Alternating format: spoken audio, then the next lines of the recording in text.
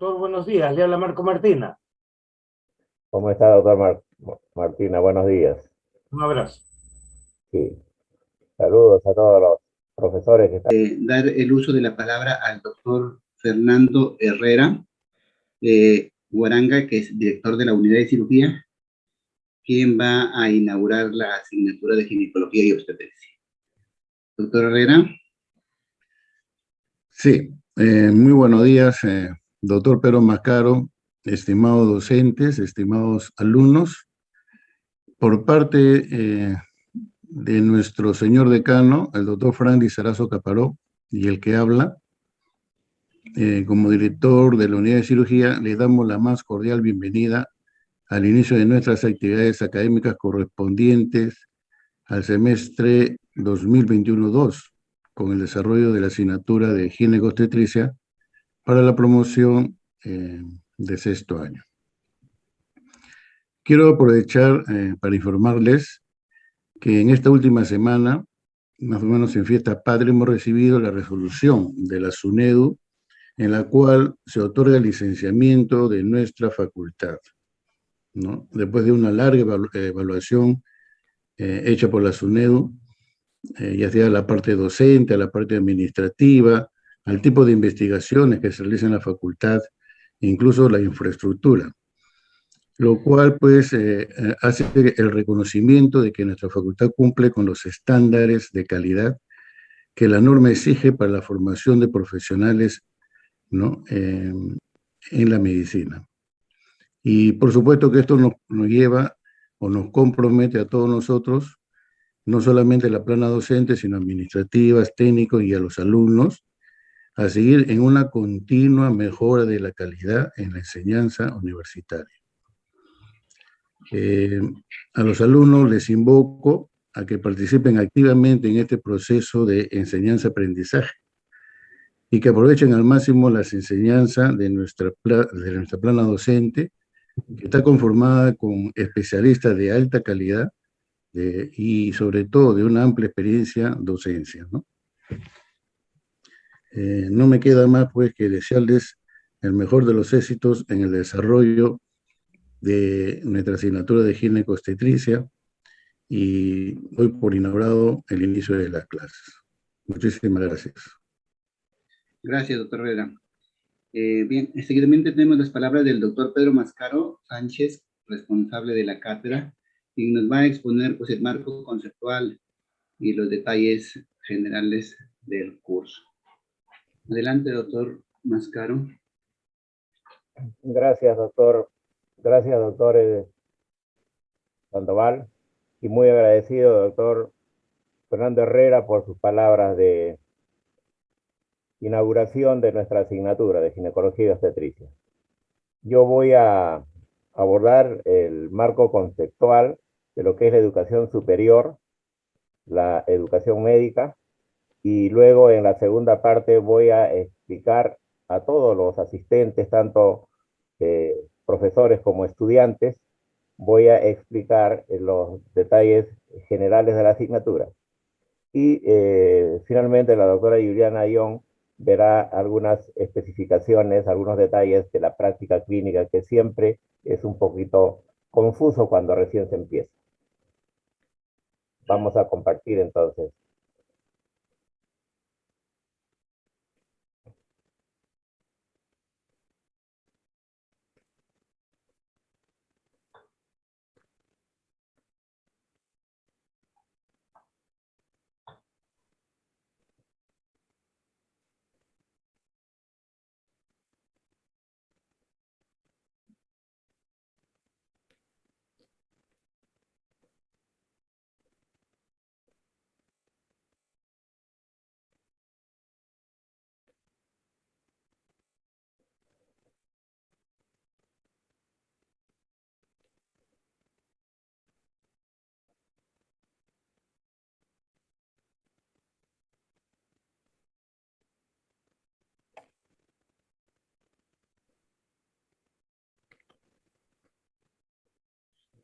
Bien, se aprecia bien, ¿no?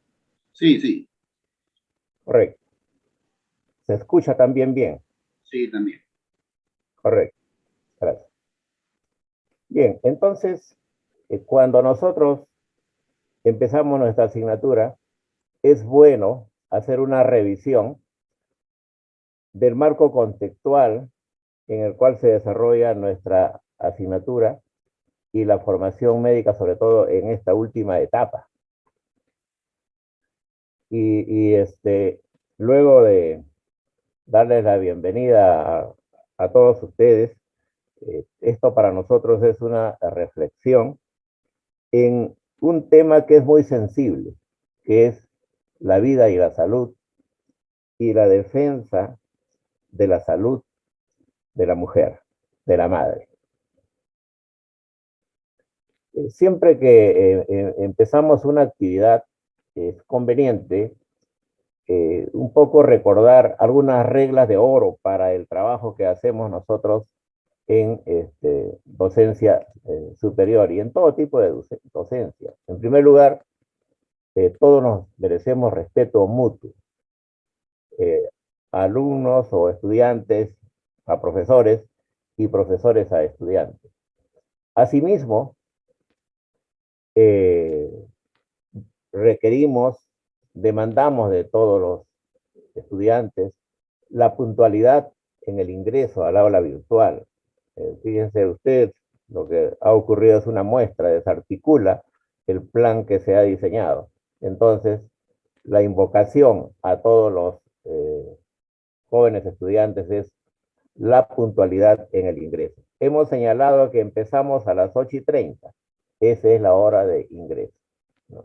La permanencia en clases es otro detalle que exigimos de los jóvenes, de los estudiantes, porque tenemos la mala costumbre a veces de conectarnos y nos alejamos de la clase y ese no es el propósito. Queremos todos seguir en el mismo nivel con la dedicación, con el entusiasmo, con la mejor voluntad para avanzar de manera conjunta.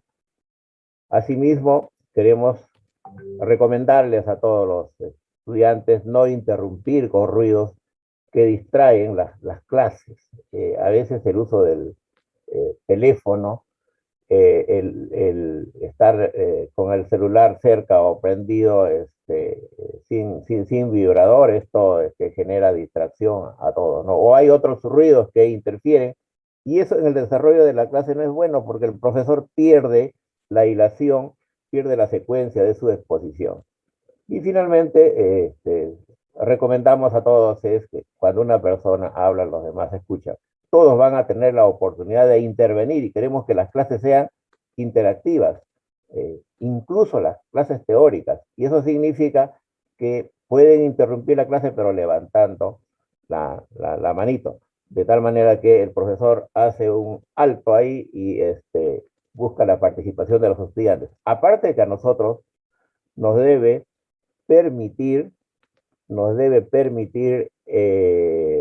llevar una especie de control, ¿no? De repente, en la parte expositiva de la clase teórica, el profesor se detiene y pide la opinión, pide la palabra, pide la intervención de un estudiante.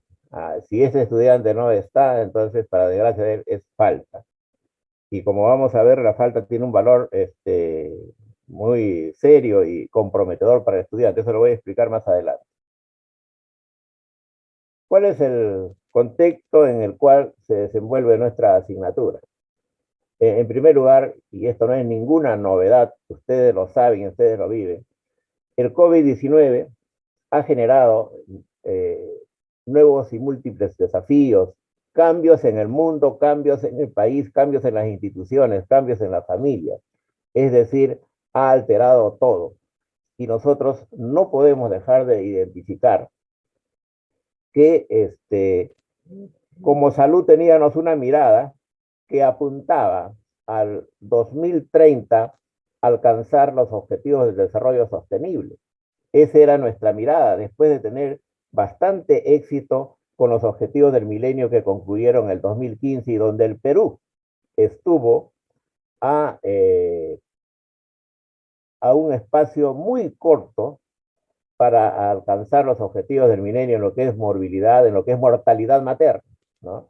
Y estamos nosotros entre los 20 países que más avanzó en este tema, porque los objetivos del milenio fue una excelente idea de la comunidad mundial, de los países, de los estados, que se reunieron y se trazaron metas, y eso permitió, sobre todo a los países en desarrollo como el nuestro, avanzar en lograr metas y objetivos al 2015, y eso fue muy bueno. Entonces luego se han trazado los objetivos del desarrollo sostenible, y esa es la mirada al 2030, donde no solamente debemos nosotros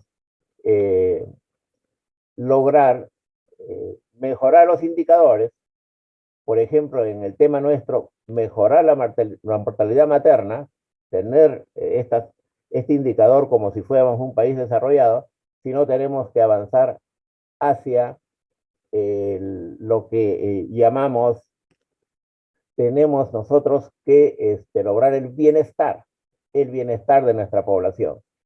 Y eso significa específicamente abordar los objetivos 3, 5 y 6 de los Objetivos de Desarrollo Sostenible.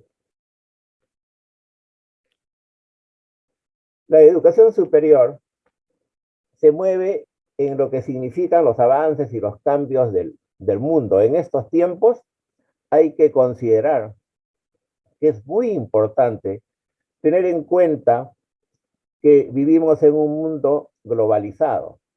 Y en el mundo globalizado, todos los países, hasta los más distantes, sea el Asia, el África, sufren la influencia de lo que ocurre en otro país.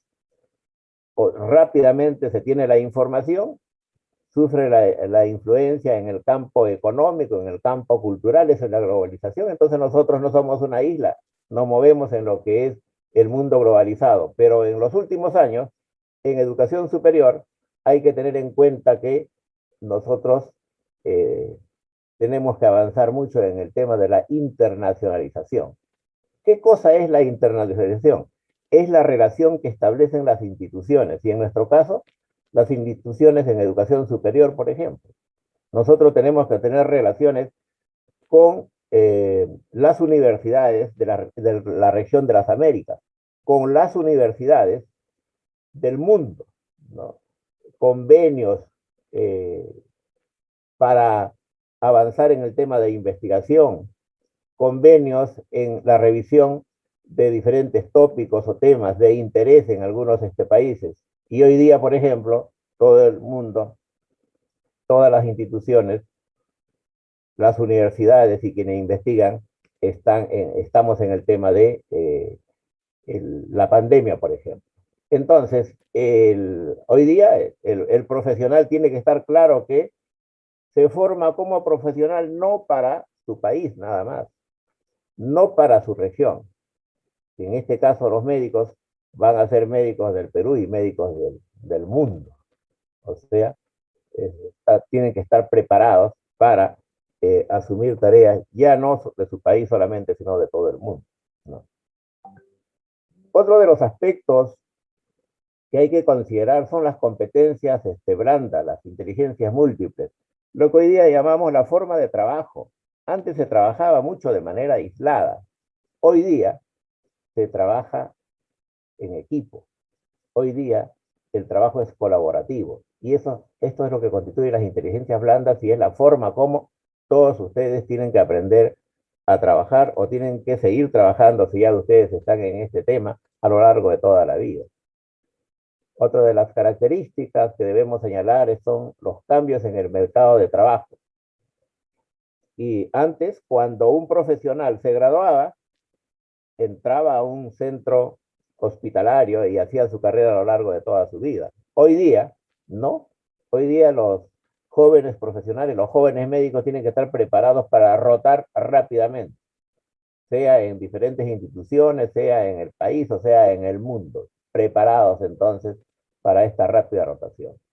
Otra de las características que debemos señalar en este mundo cambiante es que hoy día no buscamos, como en décadas anteriores, en formarnos y ya con eso era todo. Hoy día la educación es a lo largo de toda la vida. Desde que ingresamos, estamos nosotros estudiando permanentemente, capacitándonos, y ese proceso continúa a lo largo de toda la vida profesional hasta que el médico se retire de la actividad médica. Tiene que estar preparado para la educación, para la capacitación, para la actualización a lo largo de toda la vida.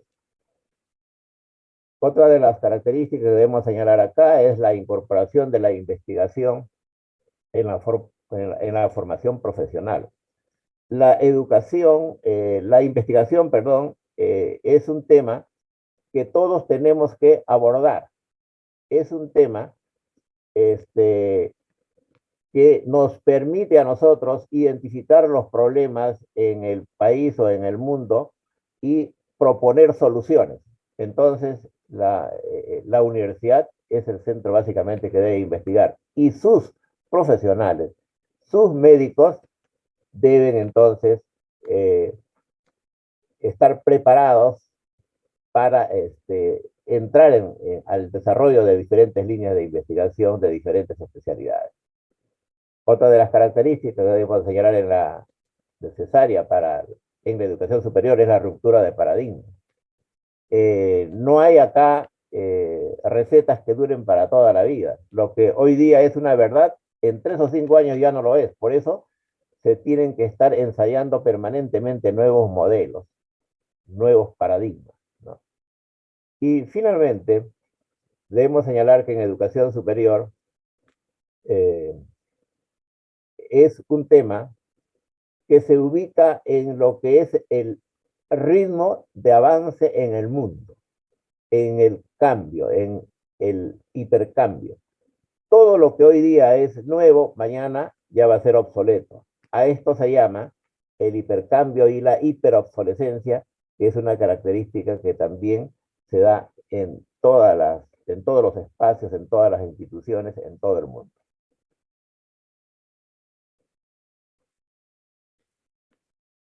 Delors en 1995, fíjense cuántos años han pasado, hablaba de los paradigmas en educación.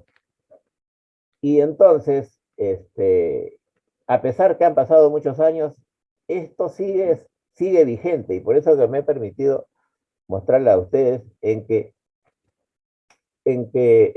hay que aprender a conocer, y eso significa aprender a aprender y aprender a enseñar. A veces hay que volver a empezar, ¿no? Entonces, esto es una situación, una costumbre, una disciplina que todos ustedes deben seguir. También nos hablaba Delors de aprender a hacer, del desarrollo de las habilidades, de la praxis transformadora. Aprender a ser y estar, la personalidad trascendente, la ciudadanía, lo que se debe buscar. Aprender a emprender, o sea, la creatividad, la independencia, y aprender a convivir, es decir, aceptar cómo son los otros en un mundo con muchas diferencias. En una sociedad con mucha diferencia, hay que desarrollar el aspecto solidario y aceptar cómo son las personas. Eso se llama aprender a convivir. Todo esto se llama educación permanente a lo largo de la vida. La salud, que es nuestro tema,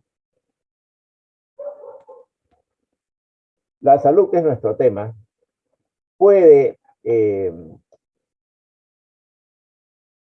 orientarse y tener una mirada desde ahora, desde la formación de ustedes, ¿no? Y entonces ustedes tienen que estar claros e involucrados de hacia dónde vamos. Y a pesar, como les decía, que tenemos la pandemia que ha cambiado todo, luego que pase la pandemia habrá una fase post-pandemia, pero inmediatamente estaremos trabajando y retomando lo que se llama nuestra mirada y nuestra meta hacia el 2030 con el desarrollo de los objetivos los objetivos de desarrollo sostenible. Ese va a ser la meta y ustedes ya van a actuar como médicos en este espacio, ¿no? Y en esta mirada, entonces, hay que afirmar que la construcción de la salud debe ser un proceso a lo largo de todo el curso de la vida y que la función doble de la salud tiene, por un lado, la misión del desarrollo humano de manera individual, pero sobre todo el desarrollo de la sociedad, la función en sociedad. Entonces no se ve de manera individual, aislada, sino se ve de manera conjunta. Por otro lado, que la salud no va a ser estática, ¿no?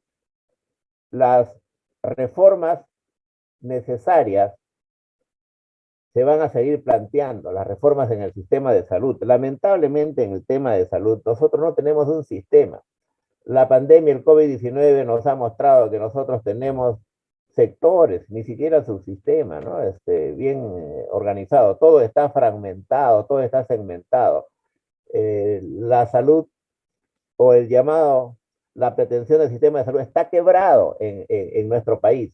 Y es por eso que mucha gente no solamente se contagió, sino mucha gente ha muerto a lo largo del 2020 y 2021 y todavía el problema no ha pasado. Precisamente esto nos lleva a entender que es necesario los ajustes, las reformas del sistema de salud y ojalá que en el Perú, estando en el inicio de un nuevo gobierno, se vea la salud, así como la educación, como prioridades y pueda brindarse a nuestra población no solamente la infraestructura, no solamente la tecnología, no solamente los recursos humanos, sino el conjunto de todas estas, de todos estos elementos para que nuestra población sea adecuadamente atendida y donde ustedes ya van a ser profesionales actuando, ¿no? Y finalmente, en esta mirada, en esta perspectiva, deben ustedes tener en cuenta que en el mundo hay abundante información, el desarrollo de la tecnología es brutal y por tal estos elementos van a estar incorporados. Hoy día, ¿no?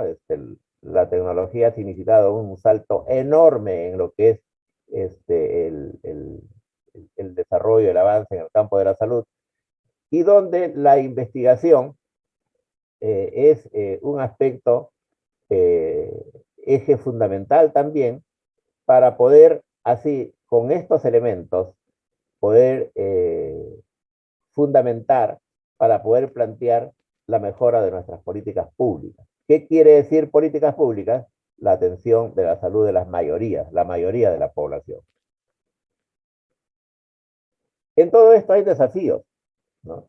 Los servicios de salud deben instituirse y percibirse como actividades continuas, interrelacionadas, a lo largo de todo el curso de la vida, en lugar, como decíamos, de que sea un episodio, que sea una situación transitoria, ¿no? Es esto todo un proceso muy largo y continuado.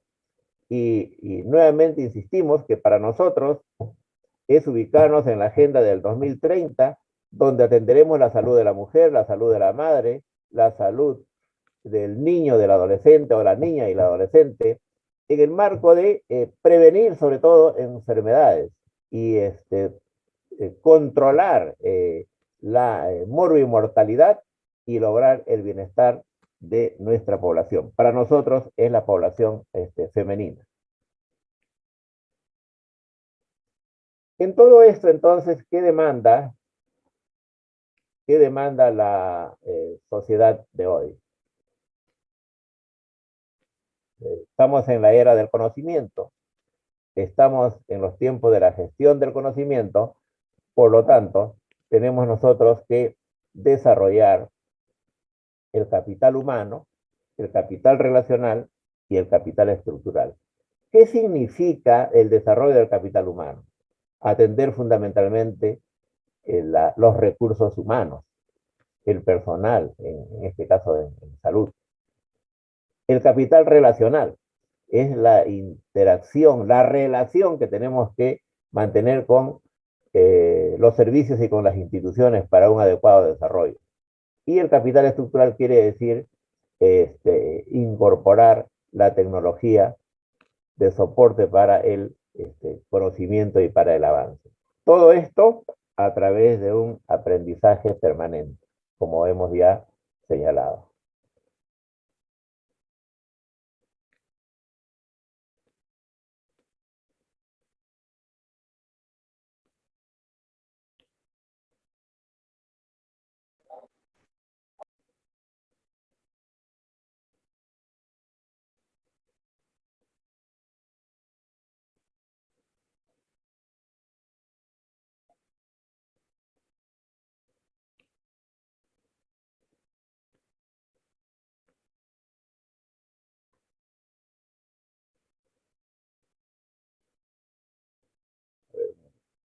Un momentito, algo ha pasado con esto.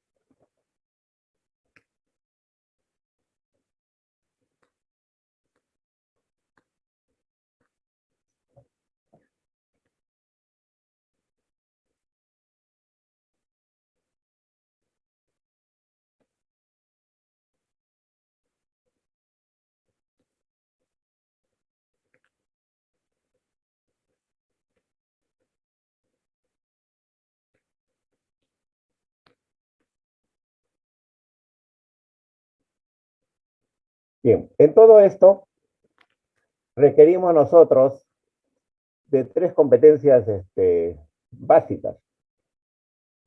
¿Qué es lo que debe manejar el médico en estos tiempos?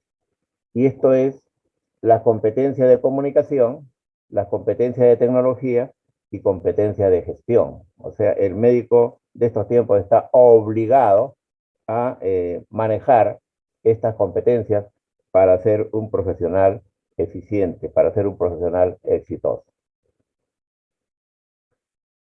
¿Y a dónde vamos nosotros? ¿Qué es lo que queremos para ser un buen médico? ¿Qué es lo que necesitamos nosotros para ser un buen médico? Necesitamos desarrollar estos aprendizajes. La curiosidad que nos lleva a la investigación. Todos los estudiantes en la formación médica tienen que desarrollar estas habilidades, ¿no?, para la investigación, por ser una necesidad en estos tiempos y una obligación para el profesional médico. El médico tiene que tener una formación humanística, un ambiente culto, el médico tiene que tener mucha avidez por la lectura y por el análisis crítico. El médico tiene que ser un profesional, una persona responsable, tiene que tener una comunicación abierta y buen trato. Lo decimos porque a veces algunos piensan que el profesional médico va a ser una persona que tenga éxito económico. Muchos podrán tener una condición buena en el campo personal, en el campo familiar. Pero recuerden ustedes que la medicina es una actividad que requiere de vocación de servicio.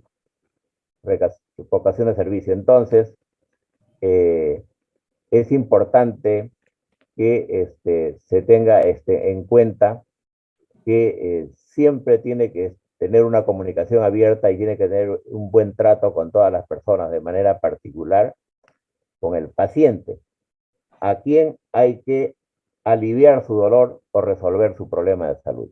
Tiene que ser exigente con otros y con él mismo. Tiene que ser una persona, un profesional con mucha creatividad. Debe haber contribución y creatividad. Y tiene que tener responsabilidad social. Tiene que estar mirando lo que es el entorno social y identificar los problemas y plantear soluciones en el marco de lo que es nuestra sociedad. En todo esto, luego del contexto, jóvenes estudiantes, quiero mostrarles a ustedes cómo está organizado el curso. lo que nosotros vamos a desarrollar en este ciclo, el curso de ginecología y obstetricia. Para ello, me permito ubicar en este cuadro la ginecología y obstetricia, que es una de las áreas más importantes de la medicina. Miren ustedes estas áreas que tienen ustedes acá: medicina, cirugía, ginecobstetricia y pediatría, ¿no? Entonces, en ginecología y obstetricia, luego hay relación con otras disciplinas. Por ejemplo, acá en obstetricia, la obstetricia más la neonatología, lo que algunos llaman la perinatología, estamos abordando la salud reproductiva. Y tienen ustedes acá otro cuadro donde ubicamos nosotros las condiciones de riesgo, en primer lugar de la mujer, y luego riesgo obstétrico o de la gestante. Cuando hablamos de riesgo reproductivo, nos estamos abordando la salud de la mujer y estamos abordando la salud de la niña, de la adolescente, de la adulta, y hay a su vez toda una etapa que se llama cuidado preconcepcional, antes que la mujer se embarace, ¿no? Y cuando hablamos acá nosotros del riesgo obstétrico, estamos hablando de la mujer cuando está en la etapa de la gestación, del parto y del posparto. Acá nos lleva a nosotros a englobar esto en lo que se llama el riesgo obstétrico. Todo esto, miren ustedes, el cuidado preconcepcional, el cuidado pre-intranatal, el cuidado del recién nacido e inclusive del cuidado postnatal, es lo que se llama salud reproductiva, que es entonces una línea mucho mayor, mucho más grande, del cual tenemos que hablar, sobre todo quienes nos dedicamos a esta especialidad o quienes van a hacer esta especialidad. En todo esto, entonces, debemos señalar que el estudio, la preparación en esta asignatura de ginecología y obstetricia, sobre todo de la ginecología, me voy a referir acá, significa abordar la temática, los problemas, desde que la niña nace. Ustedes tienen que tener una visión desde que la niña nace. Luego, cuando es niña, cuando es infante, después cuando es puber, cuando es adolescente, luego cuando la mujer es adulta, luego seguirá la menopausia y el climaterio y finalmente la senectud.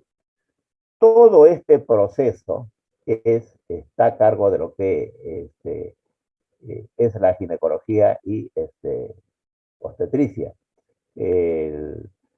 La obstetricia acá en esta etapa donde la mujer es adulta, va a haber una etapa que nosotros denominamos la edad para la reproducción, que puede de una manera óptima ir desde los 20 a los 35 años, pero la mujer puede embarazarse mucho antes o puede embarazarse después de los 35 años también. Entonces, es la etapa reproductiva, ¿no? Entonces, todo es tarea de la ginecología y obstetricia, pero hay una etapa que para nosotros es toda una asignatura por lo complejo y lo amplio que es la obstetricia. Entonces, estamos hablando de la ginecología y obstetricia, pero si queremos hablar de la ginecología nada más, tiene esta secuencia sin considerar la etapa reproductiva o sin considerar de repente este tema de la reproducción humana, de la etapa del embarazo de la mujer, que resulta ser muy importante. Para nosotros todo esto es una unidad, la ginecología y obstetricia como especialidad. Los enseñamos en dos partes la asignatura, pero todo esto se interrelaciona en lo que es la salud de la mujer. Muy bien. Entramos ahora a mostrarles rápidamente lo que es la estructura de nuestro curso. Para eso tenemos un sílabus que señala que para este ciclo, el semestre académico 2021-2, tenemos nosotros el curso en el 6º año con 12 créditos y donde tenemos que desarrollar 4 horas de teoría y 16 horas de práctica. Los responsables quien le habla es el doctor Pedro Mascaro Sánchez, responsable de la asignatura, y el coordinador, con quien va a haber una relación directa de los profesores y los estudiantes de manera permanente, el doctor José Sandoval Paredes.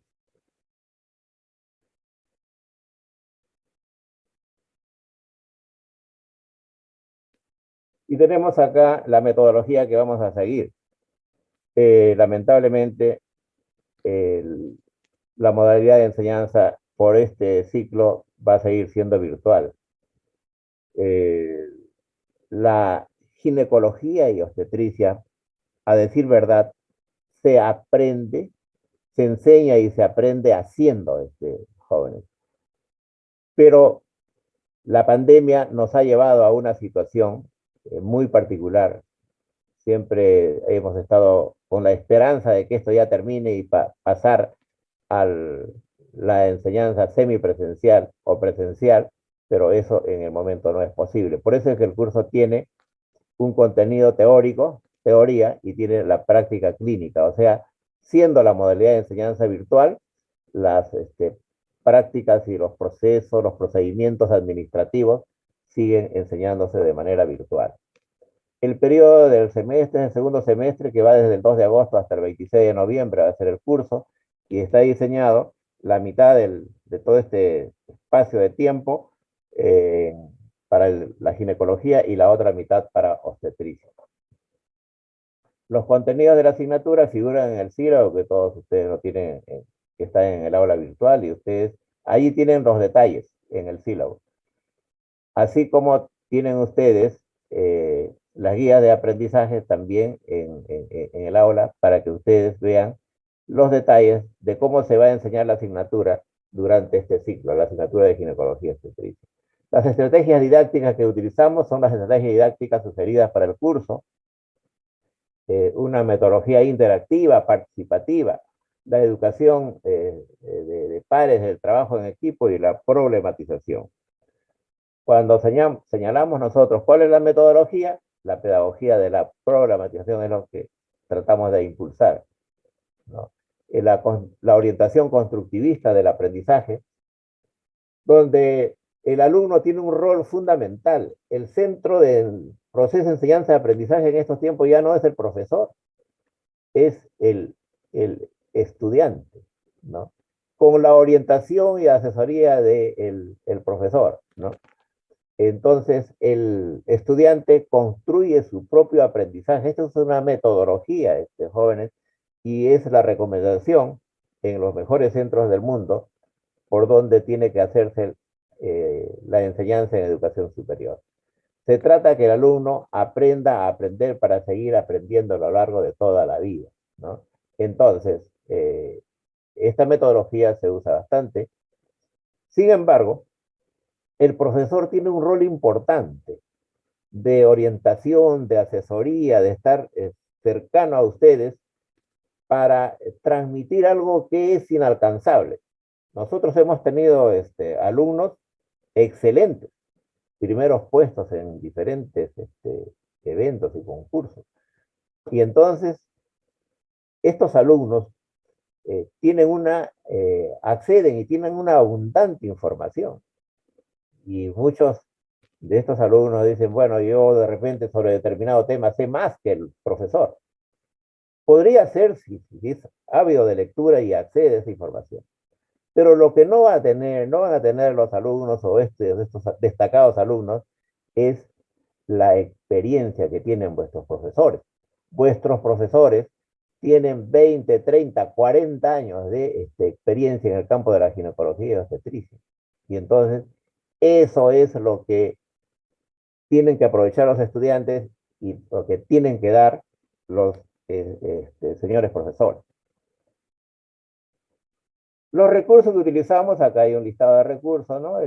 No me voy a detener tanto acá porque esto ustedes lo conocen y por tal es lo que utilizamos para el proceso de enseñanza y aprendizaje. Y las técnicas o herramientas didácticas que usamos es, en primer lugar, En las clases teóricas vamos a hacer la teoría, los profesores, que es un grupo de profesores con mucha experiencia, que son nuestros coordinadores en las sedes hospitalarias. Cuando volvamos nosotros a los hospitales, ellos son los responsables de las sedes y coordinan todas las actividades en la sede, las prácticas, el trabajo con la paciente, etcétera. Son los responsables de desarrollar las clases teóricas. Y, por otro lado, complementan estas clases teóricas las conferencias. Hay una selección de temas muy importantes que lo hacen algunos de nuestros profesores, pero la mayor parte son invitados, especialistas invitados para dictar las conferencias. Esa es la teoría. Esa es la teoría. Y la práctica clínica está constituida por los seminarios, los casos clínicos, la simulación estandarizada e invertida y el video foro. Más adelante vamos a explicar en qué consiste cada uno de estos. Nuestra asignatura, la asignatura de ginecología y obstetricia, ha esquematizado sus actividades, y esto se da en el marco general. Miren la teoría, que como señalábamos, van a dictar vuestros profesores en una selección de temas. Son 32 temas para ginecología y 32 temas seleccionados para obstetricia. El profesor ha enviado sus lecturas seleccionadas para introducir y para motivar el interés en el tema del estudiante. Ustedes tienen que revisar la lectura previamente. Y luego hará una exposición, y esas exposiciones son en un promedio de 45 minutos, pueden ser unos minutos más, pero la recomendación en el marco académico es de 45 minutos. El docente hace el marco expositivo, pero también va a buscar que la clase sea interactiva, que no sea agotador, no sea cansada, ¿no? Entonces, ya es las condiciones y las habilidades que el docente desarrolla. Al término de esta actividad, habrá la aplicación de un post-test. Hemos obviado el pre-test, jóvenes, porque nos lleva más tiempo. Entonces aplicamos un post-test de 5 preguntas para ver de qué manera ha asimilado el tema, ha leído el material, las lecturas, ha estado atento a la clase, ¿no? Entonces, nosotros tomamos un post-test. Y ese post-test se va a tomar a la 1:30 del día, para así no acumularnos. A veces al final de la clase, a veces dejábamos todo el día, pero con la experiencia vivida nos han señalado que eso a veces interfiere con otras actividades que tienen los estudiantes. Entonces no queremos nosotros generar esa incomodidad, y por eso se va a tomar a la 1:30 el post-test, ¿no? Y luego hay un examen que se toma al final del capítulo. Y ese examen que se toma es con las preguntas que cada profesor envía al equipo técnico de la asignatura, y nosotros preparamos el examen que se toma al final del capítulo, y que es la evaluación teórica, que tiene como peso el 50% del valor de lo que es la nota promedio final. El seminario. El seminario es una actividad que también significa la participación activa del estudiante, ¿no? Prepara el seminario el estudiante, pero el profesor es el que orienta para que este seminario logre sus objetivos. Y entonces, cuando se presenta el seminario, el profesor motiva, el profesor explica y motiva, y luego habrá la exposición de los subgrupos, y luego de esta exposición, de esta presentación, habrá un foro, un espacio de discusión, de críticas, de aportes, de opiniones, ¿no? Y finalmente esto lleva a que el profesor califique el trabajo, califique la participación de todos ustedes. El caso clínico. El caso clínico significa la participación de los estudiantes en los grupos correspondientes con un caso preparado, elaborado y que lo reciben los alumnos antes de esta actividad, ¿no?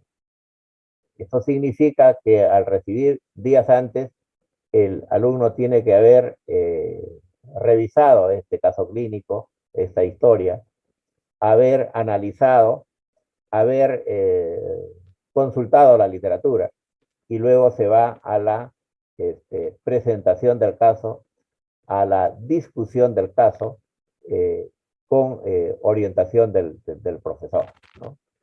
Al final, esto va a significar la participación muy activa de todos, porque es discusión del caso, y va a significar también sacar un resumen del caso, de la patología mostrada, del caso presentado, y habrá finalmente también una calificación de todos los que participan. Ahora va a ser más fácil la calificación porque se tiene, por recomendación de la universidad y la SUNEDU, grupos solamente de a 15. De 15 es manejable, por eso es que el profesor va a tener la posibilidad de interactuar, de hacer seguimiento y de calificar al alumno. Los va a conocer a todos. Antes se trabajaba con grupos, el año pasado se trabajó con grupos de 40, 42, 45, entonces era imposible y teníamos que aplicar un post-test o un test para que sea más objetivo la evaluación. Ahora va a ser con la participación directa que el profesor hace el seguimiento a lo largo de la actividad. Y luego tenemos esta actividad que es el video forum. Hay un equipo coordinador que lo preside el doctor Donaire que prepara estos videos y están colgados estos videos en el aula y luego también se van a presentar estos videos en la clase. Hace un marco introductorio el profesor, presenta el video, ¿no? Y luego del video viene la discusión por grupos o la discusión del grupo sobre el tema, el video, esta actividad es muy importante porque trata de cubrir el espacio demostrativo, directo con el paciente, y ustedes ahora no tocarán el paciente, pero lo ven y van a tener una idea para que cuando lleguen al internado, ustedes puedan hacer lo que ya han recibido como información, lo que ya han ustedes interiorizado y tienen una idea del procedimiento, ¿no?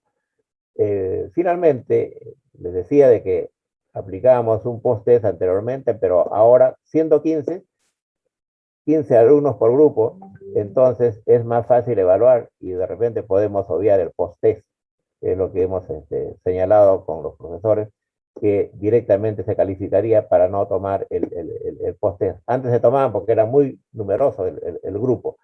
Esta actividad está a cargo de vuestros profesores que tienen mucha experiencia, los llamados profesores coordinadores que hacen teoría. Ellos están haciendo esta actividad. Y les adelanto que como es una actividad que hoy día se hace con menor grupo de alumnos y los profesores están haciendo el mayor esfuerzo para trabajar con ustedes porque ellos tienen otras actividades también, esta actividad de video forum se puede hacer el martes o el jueves, o martes y jueves. Se acomodan los horarios, ¿no? Entonces, demandamos de todos ustedes y de los señores docentes la coordinación para ponerse de acuerdo, ¿no? Porque ellos reciben 30 alumnos, pero se ha señalado que se tiene que trabajar con 15, entonces se acomodan los horarios en estos 2 días y requerimos que ustedes conversen con su profesor o su delegado, converse con su profesor, el delegado de grupo, de tal manera de que hay un acuerdo y esto funcione, porque vuestros profesores tienen actividades asistenciales, tienen otras actividades y ellos entonces tienen que acomodar sus horarios y para eso se han señalado estos 2 días, de tal manera que también se cumpla con la carga correspondiente. Tenemos acá la simulación estandarizada e invertida, que es otra de las actividades que trata de simular los procesos. Por ejemplo, cuando se plantea esta actividad, resulta ser una actividad demostrativa. Por medio virtual se presenta, pero es demostrativa. Y se prepara, con orientación del profesor, el rol, el papel que asume, y entonces se combinan actividades de juego de roles, de dramatización. Un alumno hace de médico, otro alumno hace de paciente, otro alumno hace de acompañante, de tal manera que van a simular diferentes procesos. Esto es muy importante y es lo que está desarrollando la facultad desde el año pasado con muy buen resultado. El coordinador de esta actividad es el doctor de la Cruz, quien conoce y tiene experiencia en esto y es un gran aporte para trabajar y llegar a ustedes de manera más cerca en el trabajo práctico y demostrativo, ¿no? Entonces es importante esto. Así como en Video Forum, la coordinación y el diseño está orientado básicamente por el doctor Donay. Bueno, ya para ir terminando esta presentación, quiero decirle que este es el cuadro docente que ustedes tienen, es la relación del personal docente, el personal vinculado a la facultad con los coordinadores correspondientes, y luego tienen los profesores, que antes eran los coordinadores y que ahora están a cargo de teoría y están a cargo de video forum y simulación estandarizada e invertida. Y tienen ustedes acá la relación de los profesores de práctica, los que van a trabajar con ustedes en los grupos también de A15, pero en el trabajo práctico, que básicamente están orientados a trabajar en lo que es seminario y casos clínicos, en este proceso interactivo, que por ahora es virtual, pero que en el mañana volverán a la sede, volverán a trabajar en los servicios, volverán a trabajar en los pisos, en las emergencias con las pacientes, tanto en la parte ginecológica como en la parte obstétrica. Por esta vez, dada la emergencia, porque este es un plan de emergencia, estamos trabajando en estas condiciones.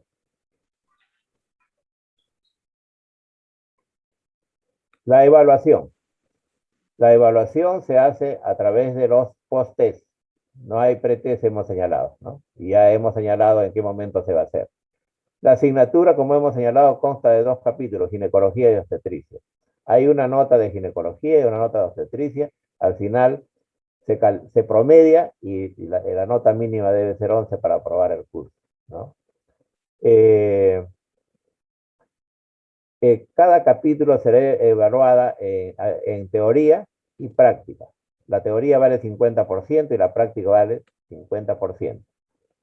¿No? La nota desaprobatoria es 10 por si acaso, ¿no?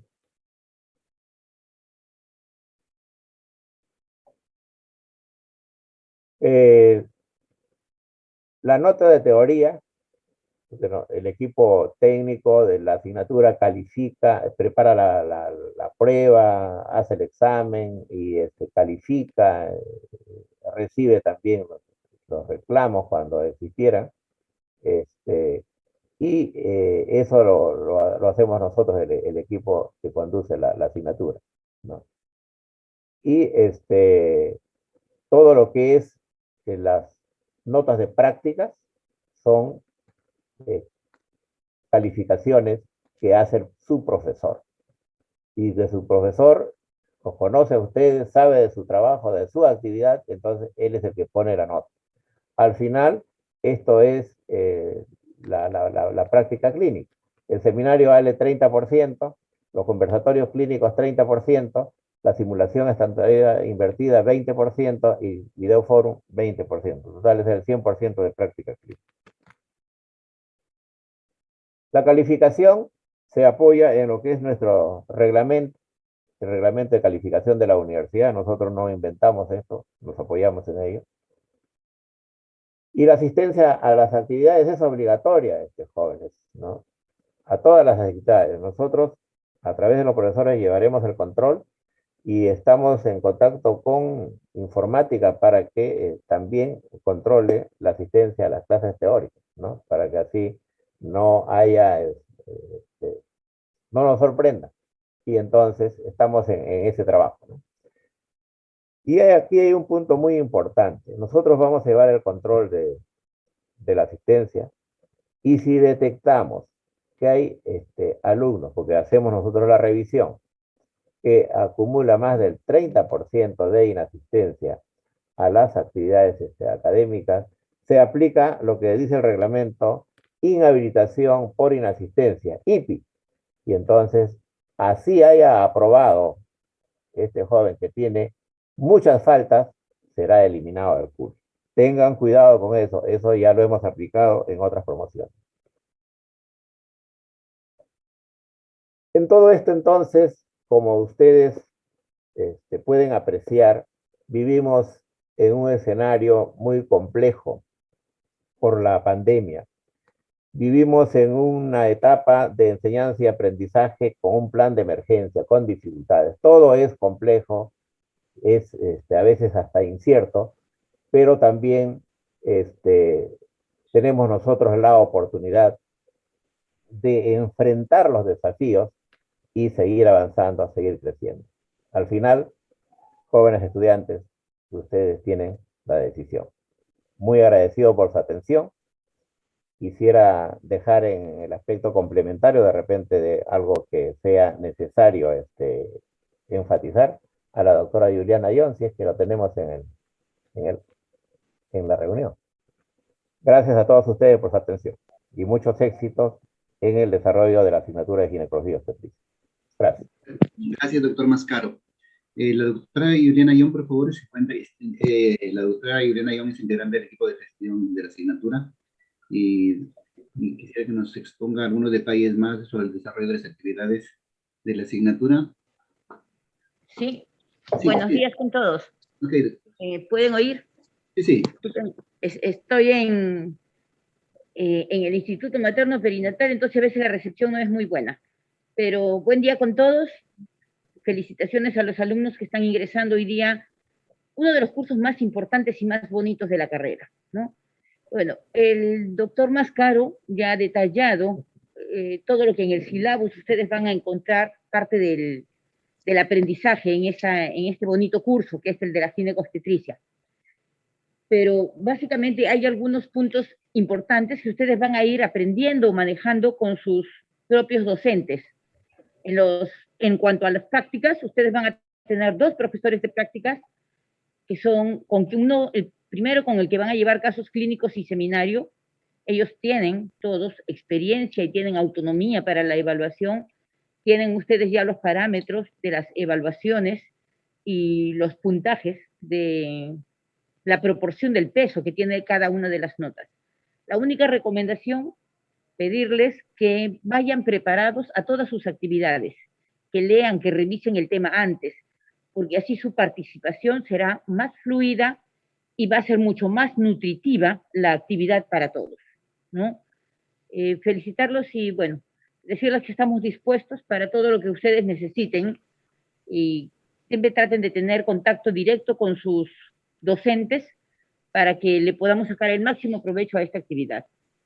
Gracias, doctor Mascaro, doctor Sandoval. Gracias, doctora. Bien, de esta manera, creo que no habiendo otros asuntos que tratar en esta clase inaugural, damos por terminada esta clase inaugural y damos paso pues a la clase, a la primera clase del curso, a cargo del doctor Hugo Castro Trocano. El doctor Hugo Castro nos va a exponer el tema de anatomía del aparato genital femenino, estructura pélvica, ligamentos, diafragma pélvico, genitales externos, aparato genital, vagina, cervix, útero y trompas uterinas, órganos pélvicos, irrigación e inervación. Ok, entonces damos pase al doctor Castro, por favor, se encuentra. Muchas gracias, doctor Mascaro, doctora Young, doctor Fernando Herrera, por su asistencia a esta clase inaugural. Gracias. Hasta luego. Gracias. Buenos días. Buenos días. Buenos días. Gracias, doctor Castro.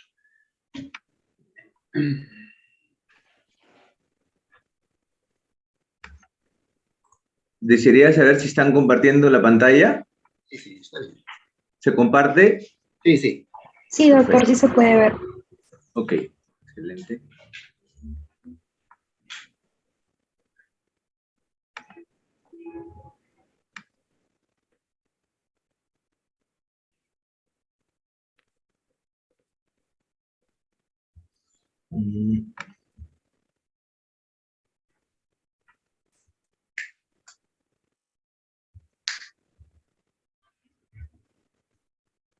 Agrandar esto.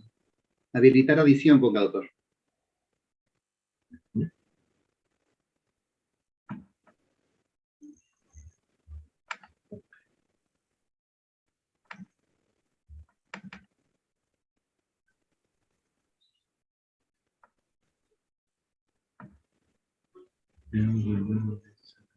Ha salido del PPT.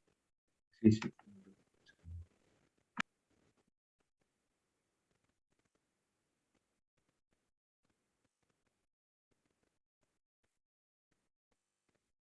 Ya.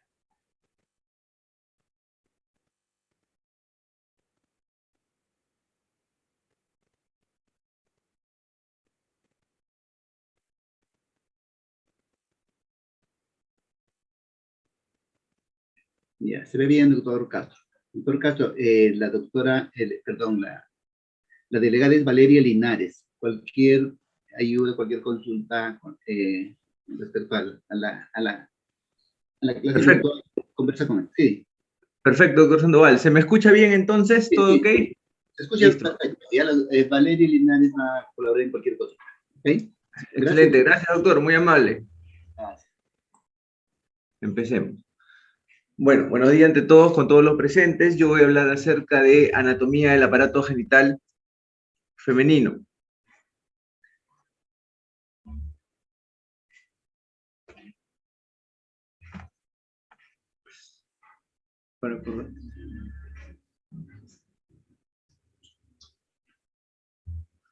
Dentro de los contenidos me va a tocar lo que es pelvis ósea, tipo de pelvis, músculos interpélvicos, irrigación pélvica e inervación.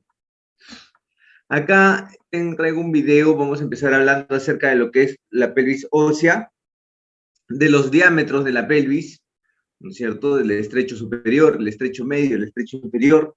Es importante conocer todos esos diámetros y parámetros que nos ofrece la pelvis, tanto desde el punto de vista obstétrico como ginecológico, para poder tener en cuenta los reparos anatómicos, ya sea para patologías o procedimientos obstétricos, o lo mismo desde el punto de vista ginecológico.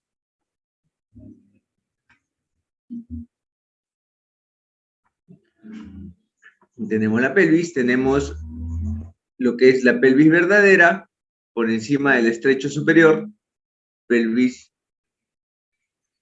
y la pelvis inferior.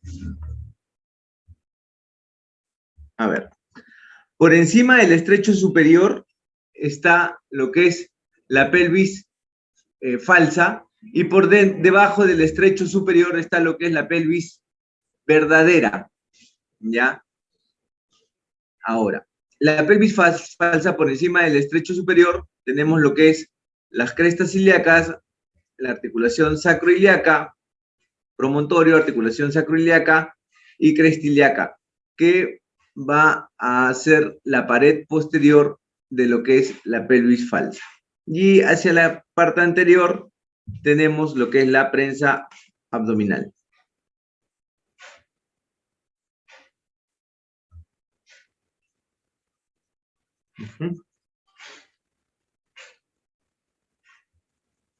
Promontorio, articulación sacroiliaca, cresta ilíaca. Y hacia adelante lo que es la prensa abdominal.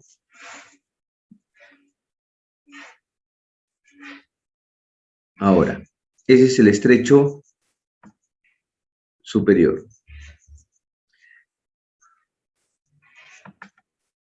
Sobre la cresta ilíaca derecha se va a encontrar lo que es la zona del apéndice y sobre la cresta ilíaca izquierda lo que es el sigmoides.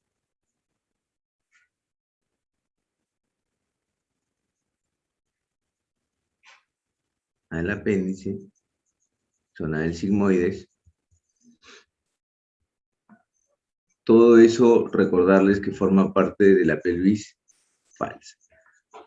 Y vamos a pasar ahora a los órganos intrapélvicos o ya de la pelvis verdadera como tal, donde hacia adelante tenemos lo que es la vejiga, útero, recto. Siendo ya estos órganos intrapélvicos o de la pelvis verdadera por debajo del estrecho superior. Tenemos el estrecho inferior.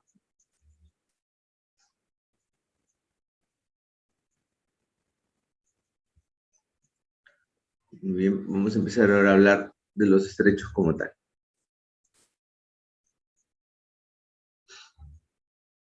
Perfecto.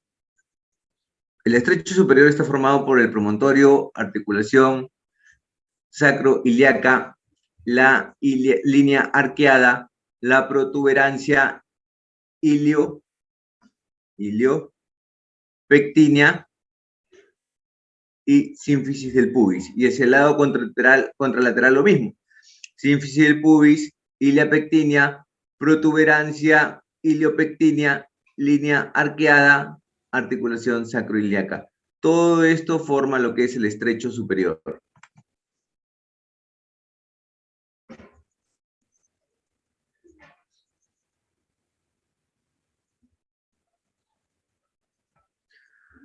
Entonces podemos ver acá que en el estrecho superior tenemos 3 diámetros. El diámetro anteroposterior, el diámetro diagonal y el diámetro transverso. El anteroposterior, que va del promontorio al borde posterior de la sínfisis del pubis, el diámetro transverso, que va de línea arqueada a línea arqueada, y el diámetro diagonal, que va de línea arqueada a protuberancia iliopectínea. Predominando en el estrecho superior el diámetro transverso sobre el anteroposterior. Ojo, teniendo el anteroposterior un diámetro de 10.5 centímetros como promedio y siendo el transverso un promedio de 12 centímetros. Y el diámetro diagonal, también descrito, pero no muy usado en el estrecho superior, también tiene una medida similar al del transverso. Pero como conclusión del estrecho superior, el diámetro transverso es el que predomina sobre el diámetro anteroposterior.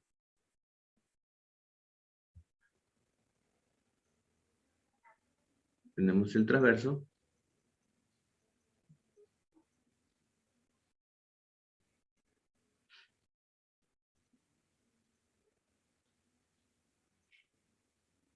El diagonal. La protuberancia iliopectínea, la articulación sacroiliaca, la protuberancia iliopectínea.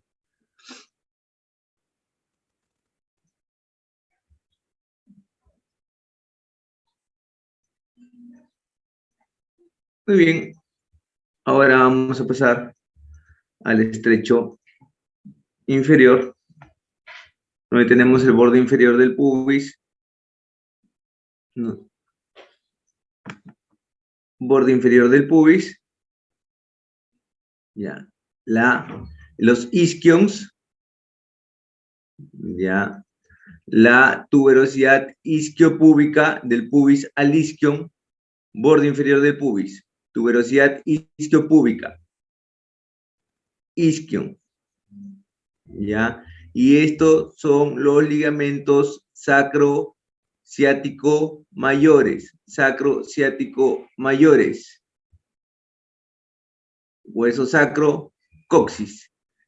Todo esto similar en el lado contralateral. Borde inferior del pubis, tuberosidad isquiopúbica, isquion sacrociático mayor, sacrocoxis. Todo esto en su recorrido va a formar lo que es el estrecho inferior.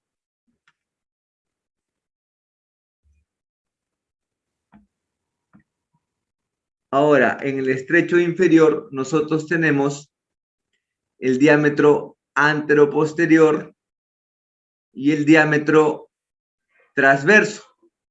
Y a diferencia del estrecho superior, podemos ver que acá no hay un diámetro diagonal. Y a diferencia del estrecho superior, vamos a ver que el que acá predomina es el diámetro anteroposterior sobre el diámetro transverso o biisquiático, ya que estos son los isquios. Y el diámetro transverso, ¿no es cierto? En este caso, mide un promedio de 9.5-10 centímetros. Y el diámetro anteroposterior del borde inferior del pubis al coxis también tiene una medida de 9.5-10 centímetros. Y ustedes me pueden decir, doctor, pero se acaba de decir que en el estrecho inferior predomina el diámetro anteroposterior sobre el diámetro bisquiático. Sí, es verdad, porque de todos los estrechos, el único que tiene un diámetro modificable es el diámetro anteroposterior del estrecho inferior, ya que al momento de la salida del feto en el expulsivo, el coxis hace un fenómeno o una variación de su diámetro llamada retropulsión, para que el bebé pueda hacer el movimiento de arcada y salir de la pelvis, distendiéndose el coxis hacia atrás en forma de retropulsión, un promedio de 1,5 cm a 2 centímetros, pasando a ser el diámetro anteroposterior modificable de 9.5 a un promedio de 11 o 11.5 centímetros. Pasando a predominar, como vuelvo a repetir, en el diámetro, en el estrecho inferior, el diámetro anteroposterior. Veamos.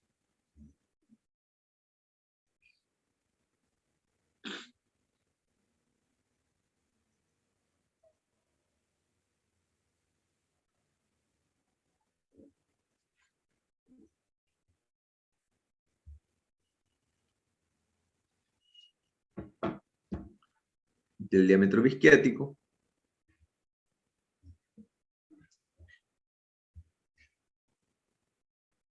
Muy bien.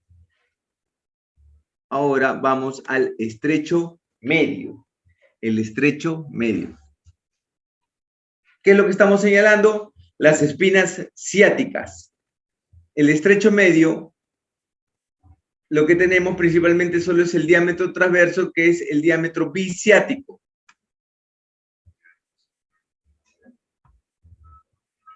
En el diámetro biciático es donde nosotros vamos a decir si en verdad se encuentra o no encajado el feto. Una vez que llega a la altura de las espinas ciáticas es cuando nosotros hablamos recién si ya encajó o no encajó o si se encuentra a la altura de 0. Es importante conocer cuánto miden nuestros dedos normalmente cuando uno los apertura, el índice y el mayor, para tener una idea más o menos cuánto va a ser nuestro diámetro biciático.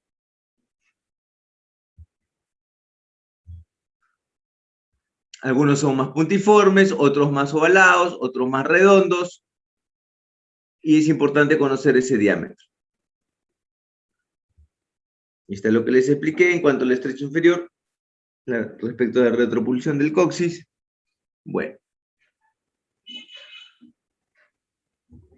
Ahora, conversando del hueso ilíaco como tal, tenemos todo lo que es la cresta ilíaca en su sector posterolateral, donde vamos a dividirlo en 3 incisuras.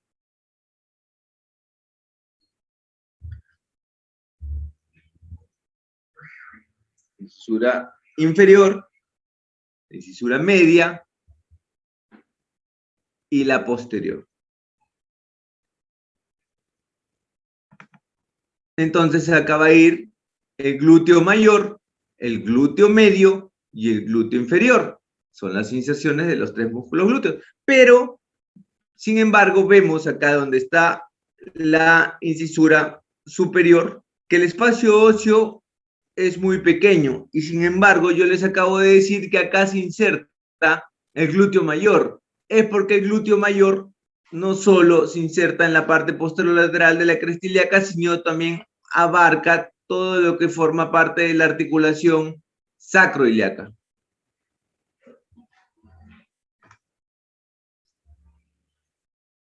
El glúteo mayor y se extiende hacia la articulación sacroiliaca y el músculo sacro como tal.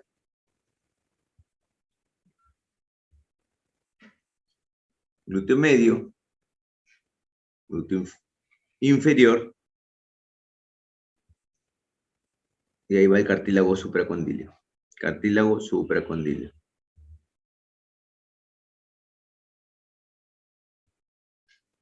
Todo eso lo vamos a ver posteriormente cuando hablemos de irrigación, pero ya tenemos una idea de dónde está ubicado cada músculo. El acetábulo, con su cartílago semilunar, su arteria acetabular,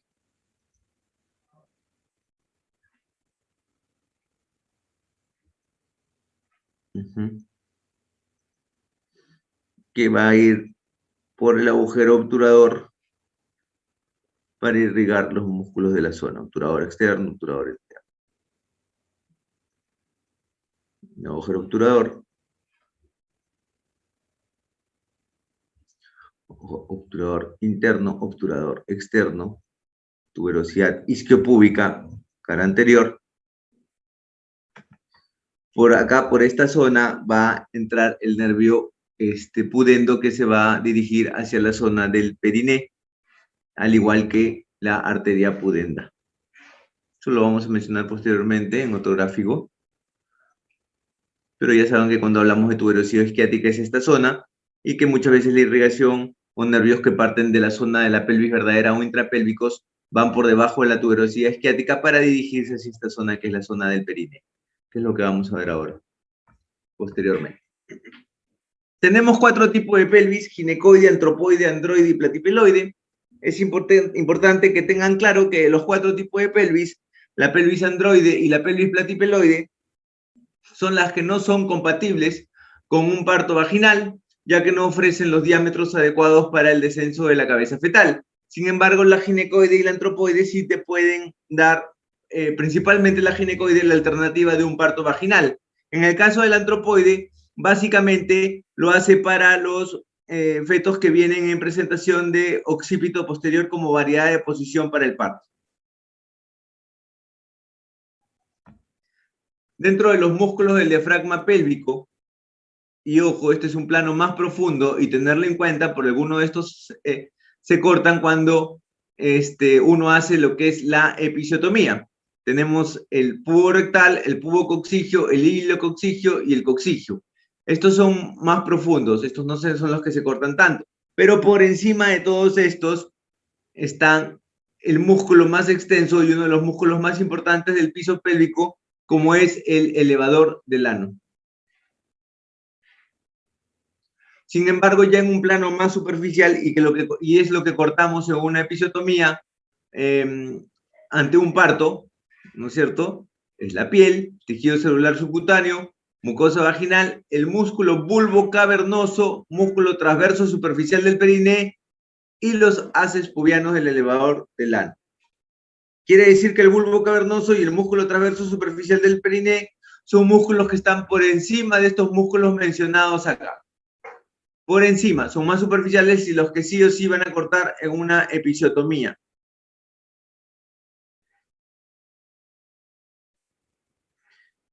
Es importante tener en cuenta esos músculos y hacer el reparo anatómico adecuado de estos en el momento de hacer una episiotomía o una sutura del periné, porque lo que buscamos es mantener la anatomía en una mujer después de un parto, es decir, un periné con un promedio de 3 a 3,5 centímetros, que es lo adecuado, porque si no suturamos o no hacemos la episiotomía de manera adecuada, vamos a generar un periné corto.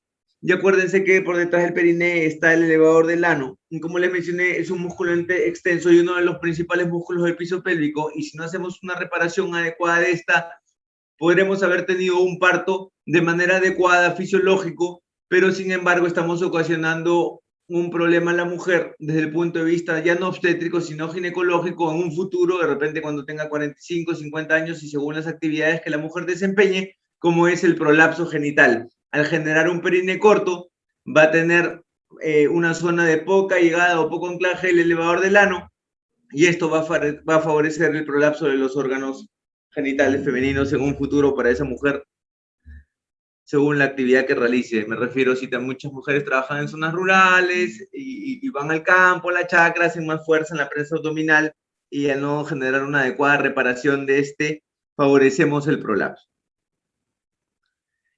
El útero como tal es una estructura piriforme muscular que mide un promedio de 7 a 8 centímetros de longitud, 4 a 5 centímetros de ancho en la porción superior y 2 a 3 centímetros de grosor de la pared. Se divide en 3 porciones: cérvix, cuerpo y fondo. Acá tenemos el cérvix. Este es el istmo, que mide 1 centímetro, centímetro y medio, y es la unión entre el cérvix y el cuerpo del útero, el cuerpo como tal, sus paredes, y este es el fondo uterino. El istmo es un canal corto, aplastado, localizado entre la porción superior del cérvix y el cuerpo. Su mucosa es lisa comparada con los repliegues endocervicales, es muy estrecho en nulíparas, pero alcanza alrededor de 1 centímetro de ancho tras el parto.